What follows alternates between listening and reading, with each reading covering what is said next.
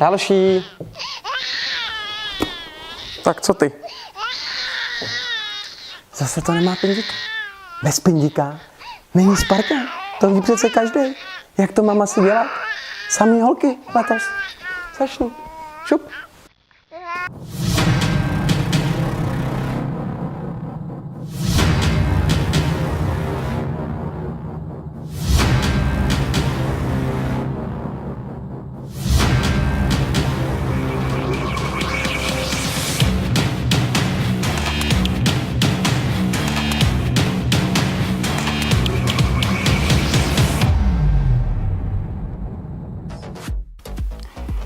V dnešním 300. díle si představíme 300kového Leonidase, který je ve znamení Pocta Spartě od firmy ARH.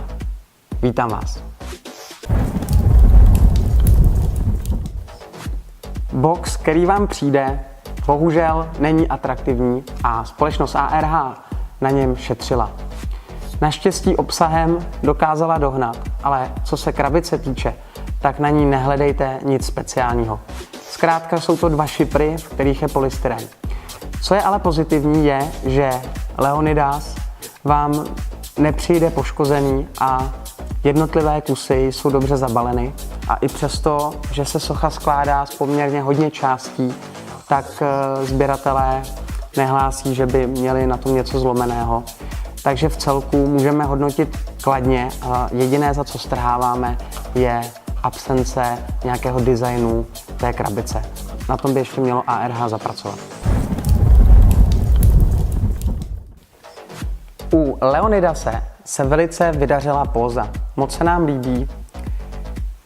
Jeho postoj, dá se říct, že je ikonický a odpovídá té poctě Sparty a 300. Ještě jak je v tom nakročení a má opřený ten spartanský štít, vypadá to velice dobře. Když si povšimnete, i na tom plášti má udělané battle damage zpracování a přilbice má jemný detail a když se na to podíváte zblízka, tak je vidět, že i u tohoto je ten skalp provedený velice slušně, včetně brnění kůže, která opravdu vypadá jako kůže, i přesto, že se jedná o rezin. Base už jsme zvyklí od ARH, že působí lehce plastově, ale jak jsem řekl, společnost ARH má jiný typ rezinu a proto u jejich soch u většiny máte pocit, že to je takové více plastické, než například u konkurenční Sideshow. Ale za nás skalp a pózu musíme ohodnotit velice slušně a myslíme si, že se vydařila. Při hodnocení paintu této sošky musíme být poněkud přísnější. A to z několika důvodů. Když se zaměříte na základnu, tak ten detail mohl být propracovanější. Ač jsou odlišeny jednotlivé kameny na té skále, tak pořád ten rozdíl těch barev tam je v nějakých 2 až 3 odstínech. A base podle našeho názoru mohla být detailnější. Při bližším zkoumání nohou také zjistíte, že například nehty u Leonidase na těch nohou nejsou úplně do detailů dokresleny. Co se vydařilo, je brnění a štít, který má velmi dobře chycenou patinu a to bronzové zpracování vypadá velice slušně.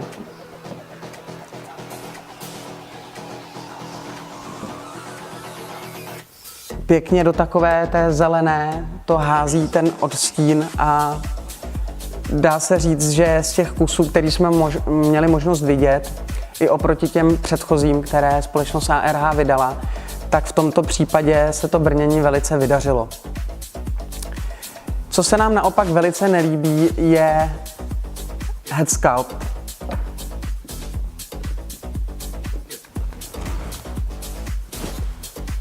Tady bohužel musíme vytknout první věc a to jsou oči, kde se nepodařilo sladit ty zorničky tak, aby zkrátka nešilhal. A hodně sběratelů má ten head sculpt paintnutý tak, že skutečně ten Leonidas při tom bližším pohledu lehce šilhá, někomu více, někomu méně.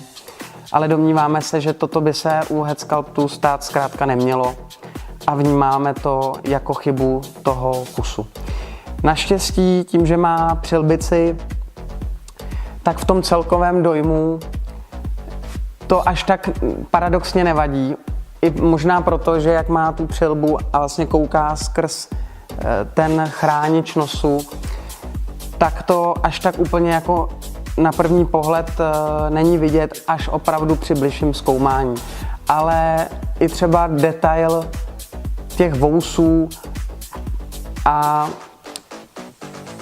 štětin v té helmě nebo přilbici měl být detailnější a zkrátka šlo to udělat lépe.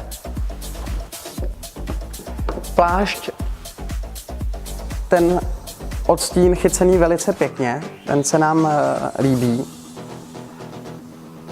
A dříve zmíněná opasková kůže, taky velmi slušně zpracovaná. Ale pokud můžeme ještě k detailu, musíme zmínit ještě jednu věc. A to je hrot toho oštěpu, nebo hroty toho oštěpu. Tady musíme velmi negativně ohodnotit, že opět nejsou ty hroty od ARH udělaný tak, aby držely. Vy musíte vlastně prondat tou rukou to dřevo nebo ten střed toho oštěpu a ten hrot musíte nasadit a bohužel to nedrží zkrátka. Což je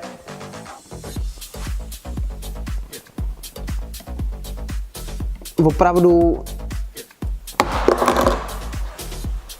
velká nepříjemnost. Jak vidíte, toto se děje furt a nekupujete si ten kus proto, abyste si ho záhy zničili, jenom proto, že tohle je nedoladěný.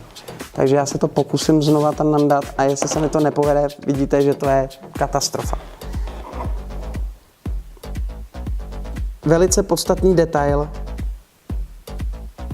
na kterém zkrátka záleží a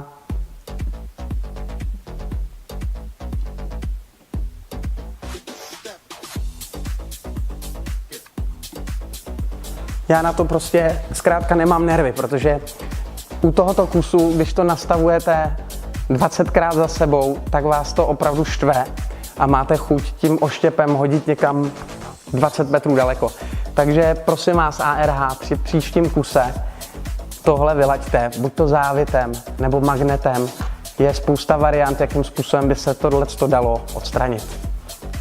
Takže paint a detail nedostanete dobrou známku, bohužel. Leonidase lze zakoupit za $465. Podle našeho názoru je ta cena zbytečně vysoká, nebo minimálně pokud si ARH chce říkat za ty sochy, tyto částky, tak by mělo zapracovat nejenom na samotné krabici, ale samozřejmě na detailu té sochy. A jak už jsem zmínil, hroty, které padají na oštěpu, to je opravdu zlé. Šilhání té sochy nebo detail na nohou a té samotné base by mohl být mnohem lepší. Takže buď to musí přidat, aby poměr cena výkon vycházelo lépe, a nebo zkrátka ta cena musí být v budoucnu nižší. Leonidas Spartan Legacy vychází v celosvětové limitaci 450 kusů u regular verze. U exkluziv verze je tomu 100 kusů celosvětově. Ta navíc má výměnnou ruku, ke které můžete přicvaknout štít a také výměnný portrét bez přilbice.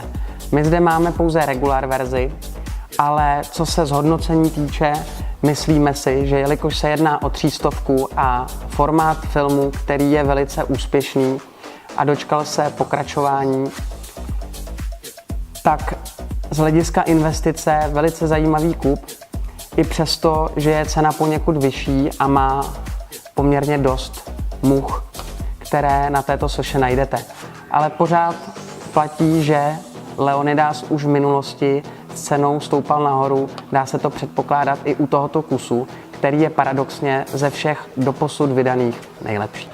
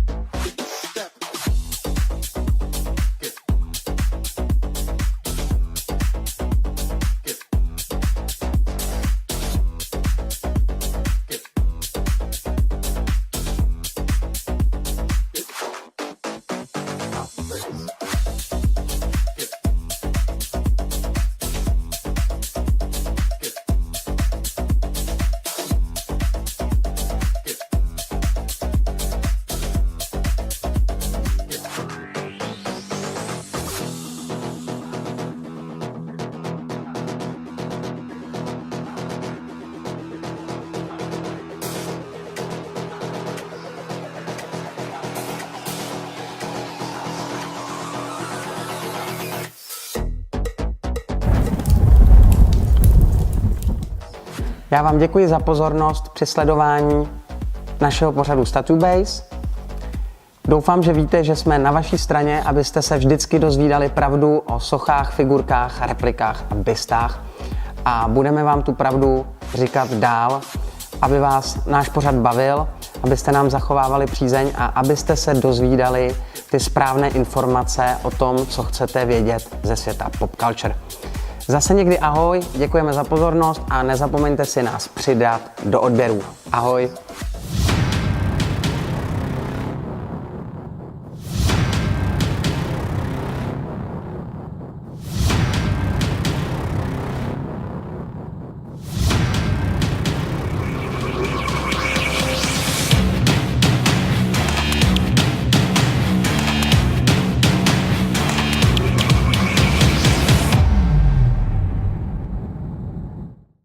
Zmizni, vole.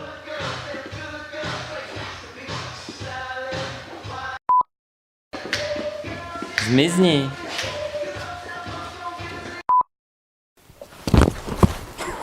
My chceme vyrazit ten druhý zub,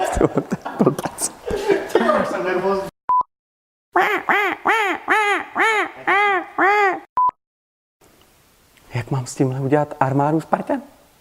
Chápete to? Co pak se to dá? To nedá, já si odpovím sám, nejde to, prostě to nejde to s rukama.